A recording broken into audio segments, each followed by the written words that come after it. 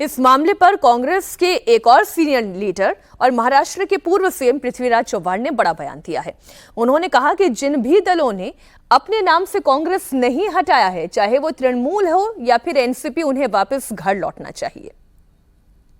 मैं व्यक्तिगत रूप से इसके बारे में कुछ नहीं जानता, मैं किसी से मैंने बात नहीं की है, लेकिन मैं एक जरूर कहूँगा कि जो भी पार्टियों ने अपने नाम से, अपने पार्टी से कांग्रेस को नहीं हटाया है, चाहे तृणमूल हो चाहे एनसीपी हो, अभी भी उनका तिरंगा झंडा है, तो उन्हें चाहिए कि वो वापस घर लौटें।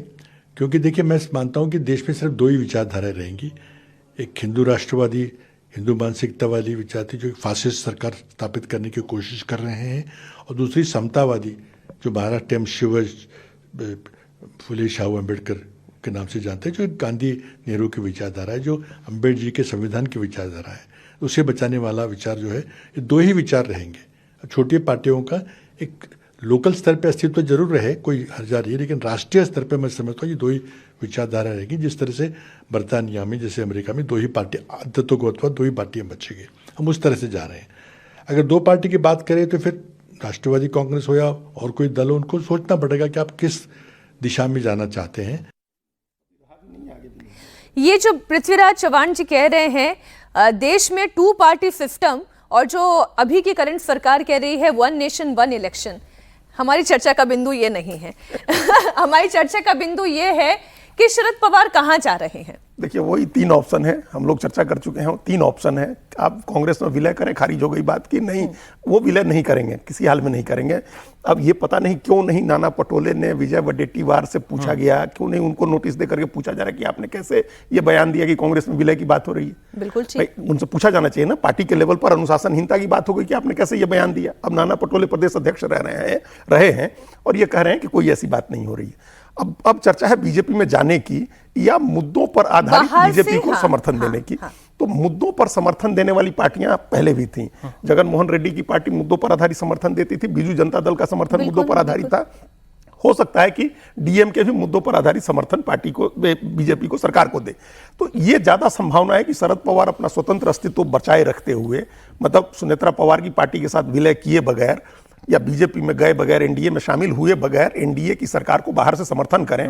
और ऐसा करना उनकी मजबूरी होगी, क्योंकि उनके 8 में से ज्यादातर विधायक, 8 में से ज्यादातर सांसद बीजेपी के संपर्क में हैं।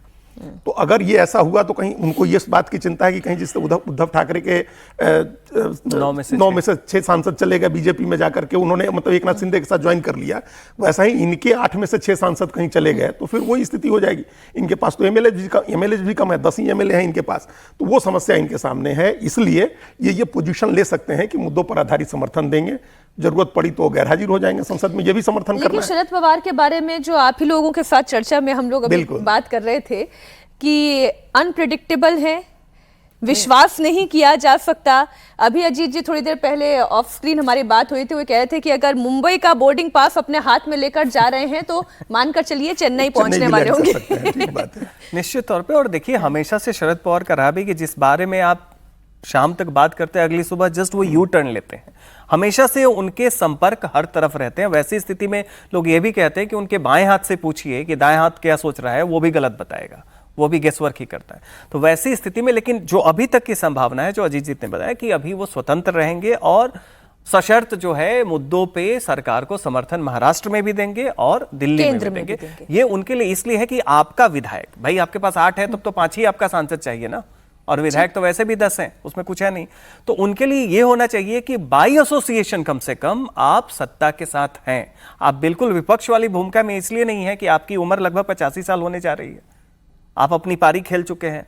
और उनकी जो बेटी सुप्रिया सुले है, वो कभी भी उस तरीके से मास लीडर या कनेक्ट वाली जैसे अजीत पवार ने अपनी जगह बनाई वैसी नहीं थी। तो वैसी स्थिति में उनके साथ यह है कि अभी वो वेट करें और सत्ता के साथ जुड़े रहें, ताकि होस्टाइल बिडिंग ना हो। ठीक, जो कॉर्पोरेट में होता है ना, होस्टाइल बिडिंग की, आपके सारे लोगों को ले लिया।